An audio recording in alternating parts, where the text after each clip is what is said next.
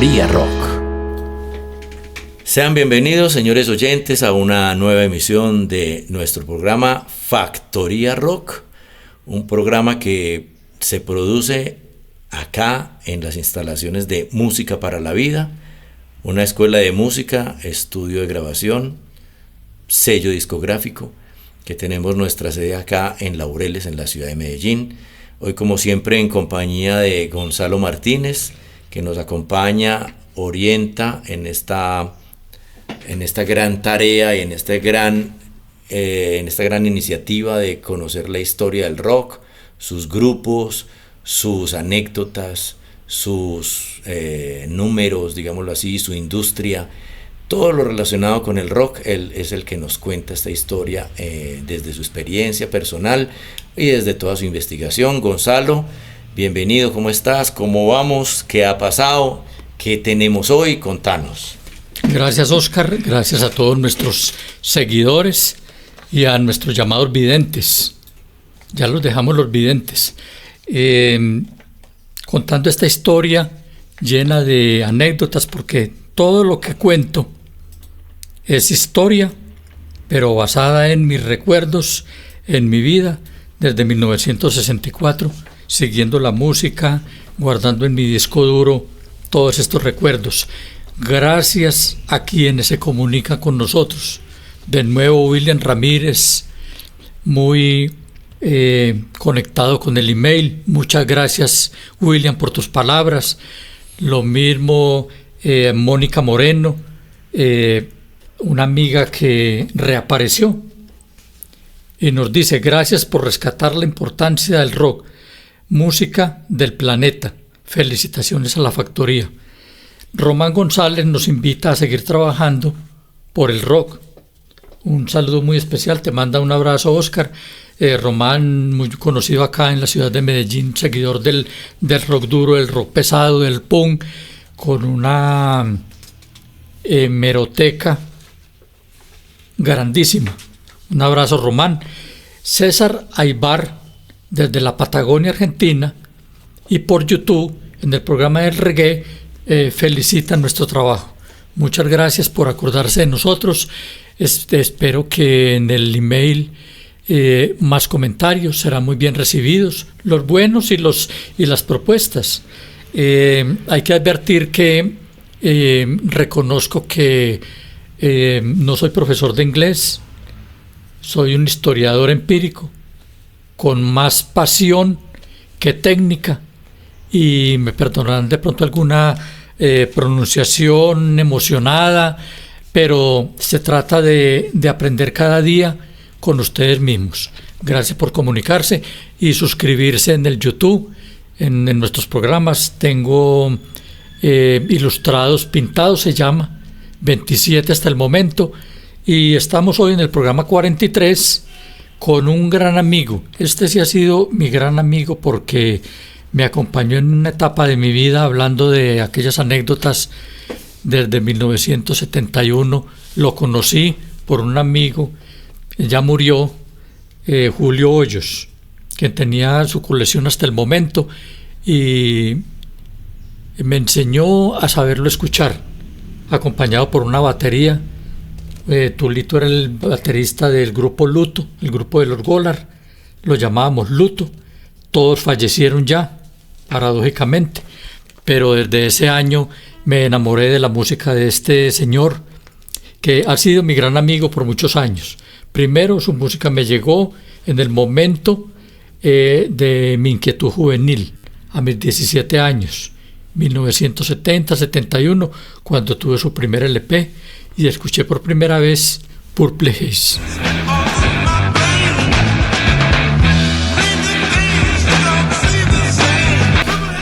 Jimi Hendrix me acompañó luego en las fogatas, en mis acampadas más lejanas y cercanas también.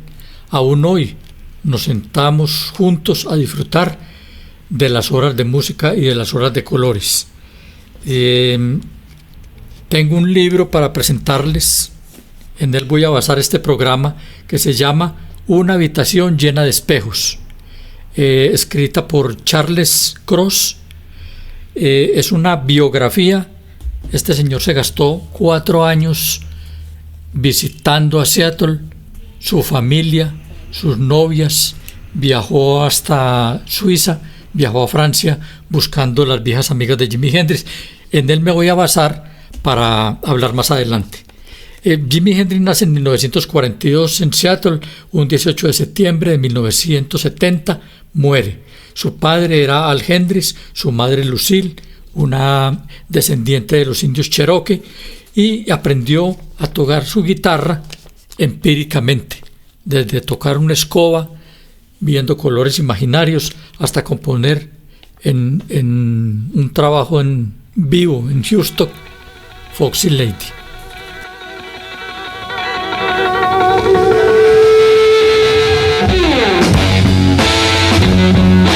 En 1965 hace su primera aparición en televisión a sus 23 años con los Isley Brothers. Su primer éxito fue en vivo en el Monterrey Pop Festival cuando nos cantaba Hey Joe.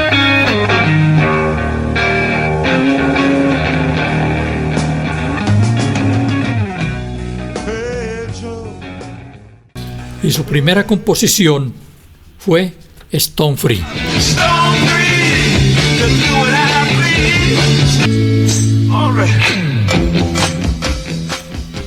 Trabajó en muchas bandas, aparte de ser un acompañante invitado por muchos de los músicos del momento. Formó los Velvetons, luego los Rocking Kings, y conoce a Billy Cox en el ejército y forma otra banda. Acompaña a B.B. King, a Tina Turner y 20 músicos más. Forma los King Casual con Billy Cox, luego los Isley Brothers en Harlem y Upsetter de Little Richard. Recordemos que alguna vez contamos que Little Richard lo echó del grupo porque era muy alborotado. Entonces estaba mostrando más que Little Richard, y al muchacho no le convenía que otro se destacara como él. Recordemos la historia de Little Richard. Bueno, en 1966, a sus 24 años, forma su primera banda, Jimmy James y los Blue Flames. Luego que Little Richard lo retirara de su banda. Se va a Inglaterra con Chas Chandler, forma los Jimi Hendrix Experience. Para 1969 forma la banda de Gypsies, y en ese 1969, el 31 de diciembre, graba en el Fillmore Isabel. Fillmore is proud to welcome back some very old friends with a brand new name, Jimi Hendrix and a band of gypsies. Para 1970 forma la banda Cry of Love con Billy Cox, el amigo del ejército, y Mitch Mitchell a la batería. En 1974 conoce a fondo su trayectoria por la colección de juglares de España, un libro que cargué tanto que hasta lo perdí, pero nunca había leído algo tan triste. En aquel octubre del 2007, cuando llegó a mis manos Room Full of Mirrors, una habitación llena de espejos. Es la biografía de Jimi Hendrix, de Charles Cross, que les contaba anteriormente. Escribe Los Angeles Times. Dice: Cross lanza su mirada de fan sobre otro héroe popular que descubrir, tras pasar revista a todos sus tipos de vicisitudes familiares, sociales, como un pobre muchacho marginado, como todos los negros de su época, logró llegar a un estilo sorprendentemente propio, mezclando el azar y la voluntad. A diferencia de otras biografías que he tomado, que he leído, me gustó mucho este libro porque no es lo que el escritor se imagina escuchando sus discos, sino investigando con su familia hasta llegar a su primer LP, donde componen Red House.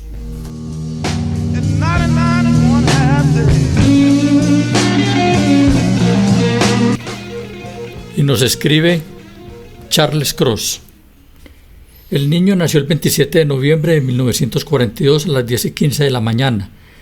Todos estaban convencidos de que era un niño guapo y que no habían visto nunca un niño tan lindo. nació por la noche. Dolores, su tía, le puso el apodo de Buster, inspirado en un personaje de una tira cómica llamada Buster Brown, dibujada por Richard Ducal, y que cambiaría luego el nombre a una marca de zapatos. Más tarde se dijo que Jimmy se había puesto el apodo de Larry Buster Crump, el actor que interpretaba a Flash Gordon en la serie de películas de Jimi Hendrix. El propio Jimmy contó en una versión de la historia: aunque no sabía que el nombre ya se usaba antes, me colocaron Buster y me quedó gustando, y así me quedé como Buster. En 1945, a los 3 años, Al, su padre, regresa del ejército y va primero a la casa de su familia. Luego baja a California a conocer a Jimmy. Escribe en su autobiografía: Al, el padre. Un recién nacido sería otra cosa, pero allí estaba él, con 3 años. Me miraba, ya era capaz de mirarme con sus grandes ojos y pensaba. Me miraba y me ruborizó. Ángel.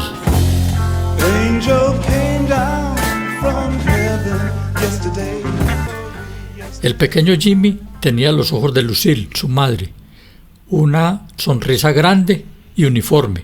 Se llamaba John Allen Hendrix, ya tenía 4 años, y Al, su padre, le cambiaría el nombre por James Marshall. Al siempre dudó de la paternidad de Jimmy y recordaba que ese nombre Johnny era un amigo de Lucille. Toda la vida lo dudó, pero nunca lo negó como papá. Pero Lucille era una mujer entregada al licor. Al trabajaba de jardinero.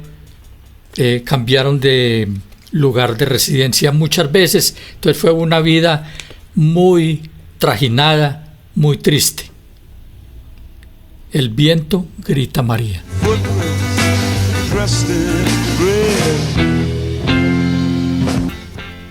Gonzalo, es que donde hay licor, la vida es triste. O sea, lo digo porque en nuestras historias es también muy parecido aquí en Latinoamérica, en familias cercanas. Bueno, y más, pues, en la vida de los negros de aquella época, ¿no? Si así era en Seattle, ¿cómo sería abajo en el Mississippi? Aparte de que abajo estaba el Ku Klux Klan.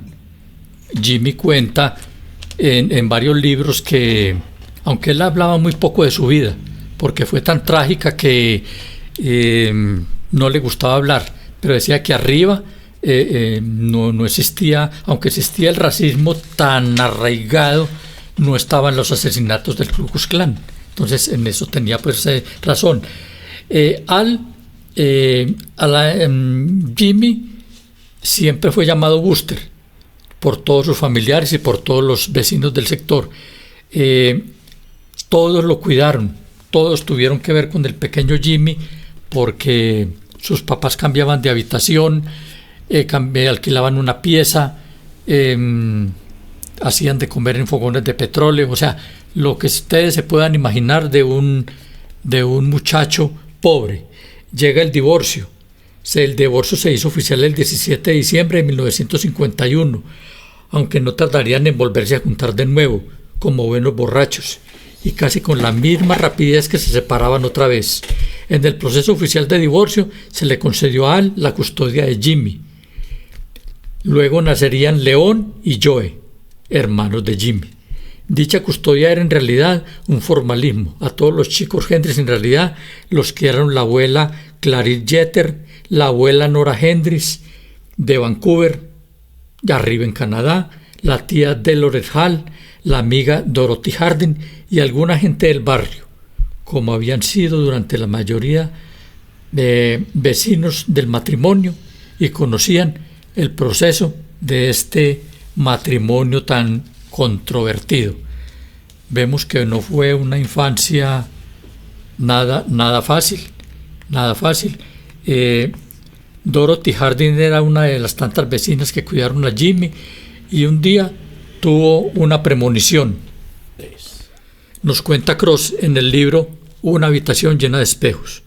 Fue durante una de tantas noches pasadas con los Harding cuando Jimmy dijo una frase tan reveladora que Lord Harding la definen como una frase sobrenatural, y cada uno de ellos cuenta de una manera idéntica, lo que corrobora lo que escucharon.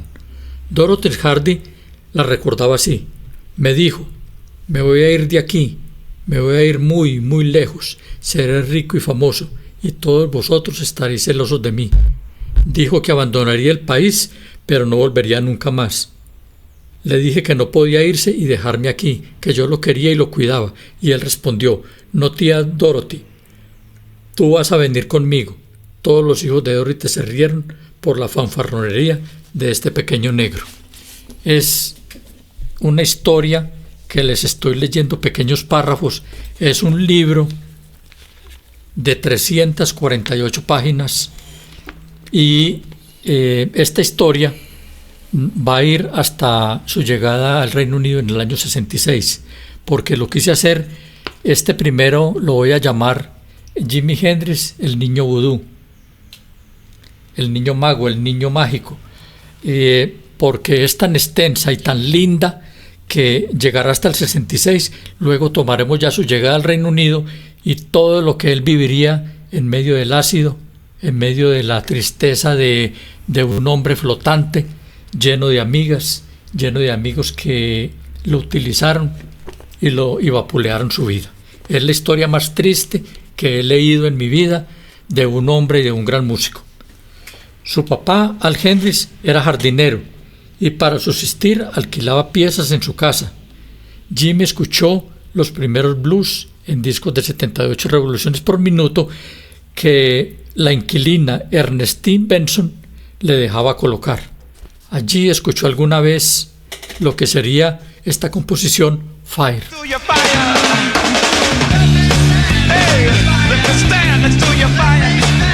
Así Cross nos cuenta de su primera guitarra. Su familia Mackay tenía un hijo parapléjico que tocaba una desvencijada guitarra acústica con tan solo una cuerda. Cuando la guitarra se desechó, Rime la recuperó de un basurero de la señora Mackay. Ella no podían comprarla. Ella dijo que se la vendería por $5, recordaba León, su hermano, el hermano de Jimmy. Al quiso soltar el dinero y finalmente Ernestine Benson puso el dinero para comprar la primera guitarra a Jimmy. Para la mayoría el instrumento solo era una pieza de madera sin valor alguno. Sin embargo, Jimmy transformó la guitarra en un proyecto científico, experimentó con cualquier traste, chasquido, murmullo o propiedad generadora de sonido que poseía la guitarra. No es que hiciera propiamente música, más bien hacía ruido. Disponía solo de una cuerda, observaba Ernestine Benson, pero podía ser que aquella cuerda casi que hablara. Como carecía de todo, hasta de dinero, los paseos con su novia eran al parque. No tenía ni para comprar un cono. Escuchemos a Cross lo que nos cuenta en la página 61 del libro. Con 13 años, Jimmy era más joven, compartió su pobreza con una vecina. Si entre los dos teníamos bastante dinero para un cono, era un gran acontecimiento. Recordaba Carmen, su primera novia, y nos lo repartíamos entre los dos. Las escasas veces que los adolescentes teníamos dinero eran escasas en aquel barrio. Carmen también vivía en una pensión y aún así, incluso para ella, el respeto por Jimmy era total. Solía llevar unos pequeños mocasines blancos de piel de conejo, decía ella. Tenía un agujero en la suela, así que cortaba pedazos de cartón y los introducía en sus zapatos. Jimmy caminaba tanto que desgastaba el tacón, caminaba con zapatos torcidos.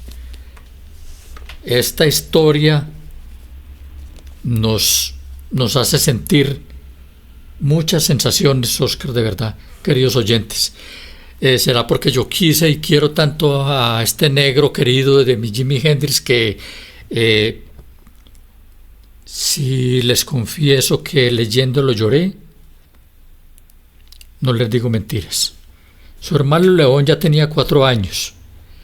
Era menor que Jimmy nos cuenta de sus primeras cuerdas en la página 62. Pero escuchemos primero Are You Experienced? Have you ever been experienced? Well. Primera guitarra con cuerdas. Cuenta León.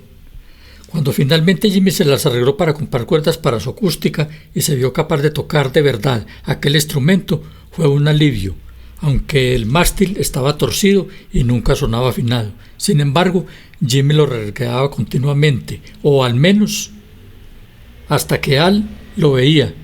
Jimmy era zurdo de nacimiento, pero su padre insistía en que escribiera con la mano derecha. Mi papá pensaba que todo lo zurdo era cosa del diablo, recordaba León, hermano de Jimmy. Jimmy reencordó la guitarra para poder tocarla con la mano izquierda. A sus 14 años, Jimmy visitaba a su mamá, Lucille, en un hospital. Ella pasaba el tiempo en casas de reclusión, en habitaciones malolientes o en hospitales. Ya sufrida de cirrosis. Años después le compone Castillos hechos de arena. And so castles made of sand fall in the sea eventually. Al fue el único hombre al que Lucille amó, declara Dolores, su hermana. Pudo haber liado con otros hombres, pero nunca amó a nadie más.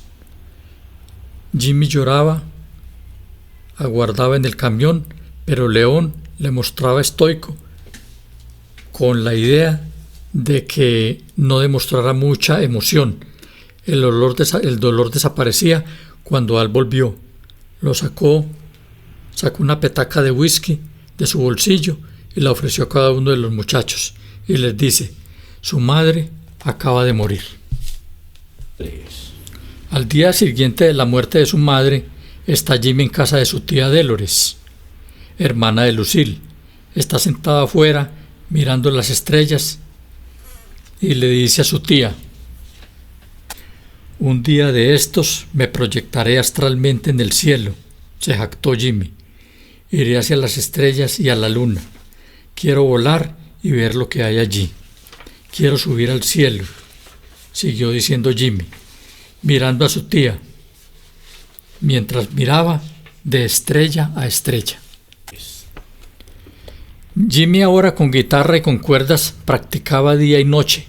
Cada sonido de la radio y de la televisión los quería reproducir.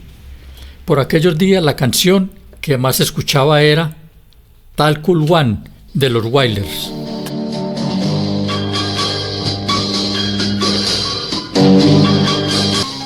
Corre 1957.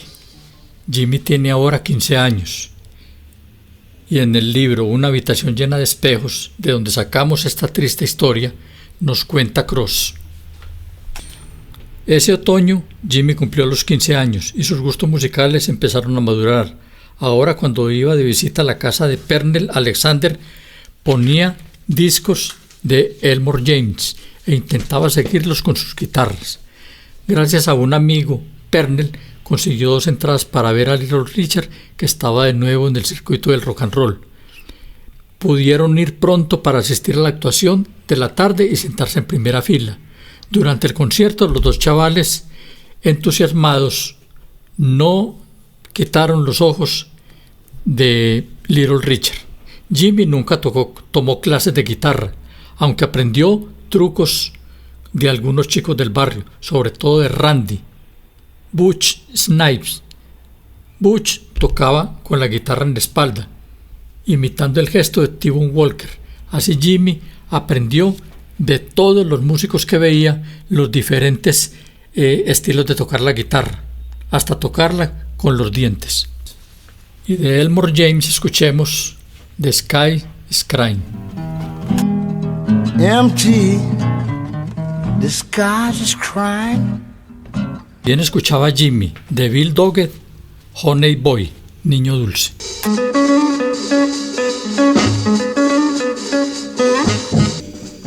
Nos cuenta Cross. Había un par de familias musicales que eran importantes no solo para Jimmy, sino para muchos inspirados en instrumentos de barrio. La familia Lewis era con el teclista Dave y su padre Dave Sher. Inspiró a muchos. Tenían un sótano con un piano y la puerta siempre estaba abierta, recordaba Jimmy Hogill, un vecino de la cuadra. Habían enseñado algunos trucos de Ray Charles y Quincy Jones, quien luego sería productor años posteriores en los trabajos famosos de Michael Jackson. La familia Lewis proporcionaba apoyo moral a los chicos. Les decía que ser creativos era algo positivo. También la familia Holden, con sus hijos Ron y Dave. Estamos hablando de los vecinos de Jimi Hendrix. A pesar de la degradación de su entorno, en ese piso donde Jimmy experimentó su mayor alegría infantil, fue cuando le regalaron su primera guitarra eléctrica, con Ernestine Benson, dándole constantemente la lata para que se comprara una guitarra. Al final, Al se dio y le compró un instrumento que tuvo que pagar a plazos en Mercer Music, uno de los almacenes de Seattle. Al mismo tiempo, compró un saxofón con la idea de ocuparse del mismo instrumento su padre Al. Durante una corta temporada, los dos Hendrix tocaron juntos. Sin embargo, cuando no pudo pagar el plazo del saxo, se lo recogieron. La guitarra de Jimmy era una Supro o Sark blanca. Era para diestros, pero Jimmy, como de costumbre, la cambió para zurdos. Esto implicaba también que los botones del control de la guitarra estaban al revés. Así aprendió Jimmy toda esa magia que luego desbordó en la guitarra en años posteriores. 3. Su guitarra no tenía estuche y menos amplificador. La colgaba a su espalda y parecía un vagabundo. Visitaba todos los bares, los pubs, las tabernas de la zona. De todos los músicos que veía aprendía algo. Su ídolo era Duane Eddy. A Jimmy le encantaba Duane Eddy. Eddy, especializado en rockabilly acelerado, se convirtió en el primer ídolo guitarrista para Jimmy. Aprendió rápidamente su estilo. Peter Gunn, Because the Night, 40 Miles Abbey Road. Sacaba las canciones con tanta rapidez a un ritmo acelerado que Jimmy Williams solía bromear diciendo que Jimmy era un jukebox humano, o sea, era un piano humano. Cuando tocaba un largo solo, se introspectaba, parecía que flotara, luego contaría: cuando toco la guitarra, no escucho música, escucho colores. Escuchemos de Duane Eddy, 40 Miles of Van Road.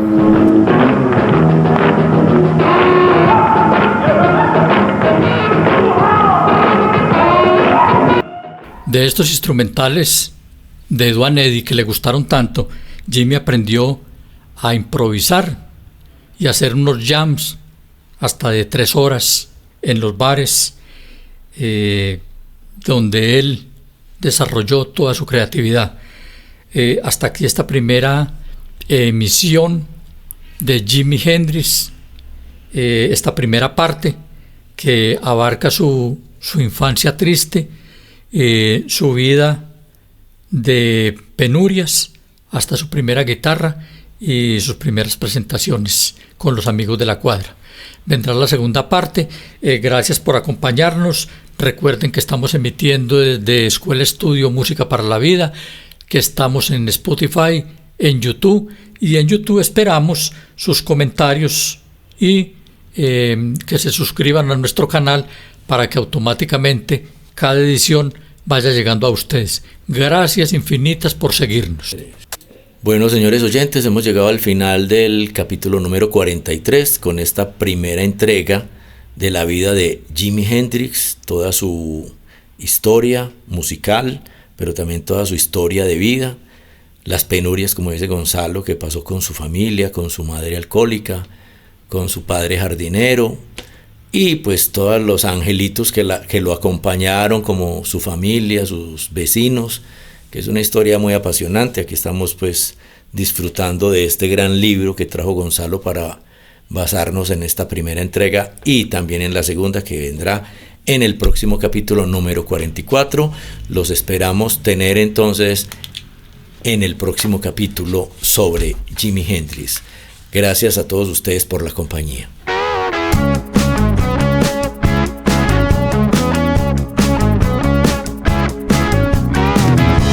Factoría Rock.